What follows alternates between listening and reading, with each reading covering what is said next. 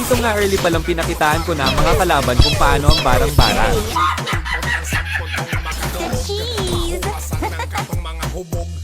Naging aggressive nga dito ang kalaban kaya ito ang nangyari.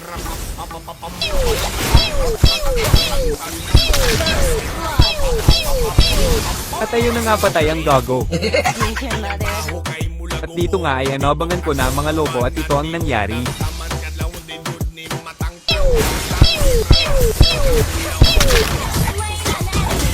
Ubus lahat skill sa akin, hahaha. Mapatay lang. Hindi ko na tinigilan ng mga lobo gamit ang special power kung barang-barang. Did you care, noisy mouth? Dito nga ay nag-asim si Ropa kaya napitas siya rito. Kahit low health na nga sila ay ayaw pa rin nilang umuwi kaya binigyan ko na naman. Nescafe Classic. At yun nga nasobrahan na naman sa kape si Angela kaya napa-flicker agad. Sige, birada pa rin ako rito at hindi ko talaga inayawan hanggang umiyak ang marksman nila. I have my doll. Ayaw ko na.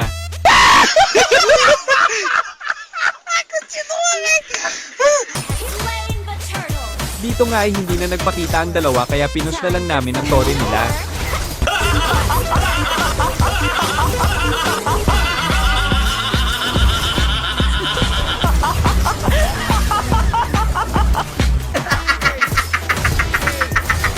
Kaya pala di na nagpakita ang mga loko, humingi pala ng tulong kay Kuya Guson, pero dahil malakas ako tinapatan ko silang tatlo at ito nga ang nangyari.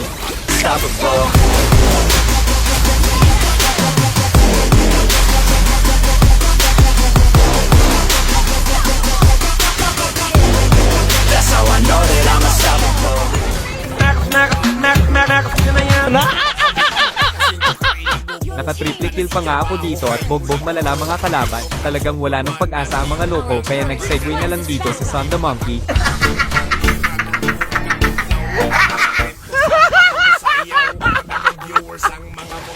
Pinasok na nga namin dito para matapos na ang paghihirap ng mga loko.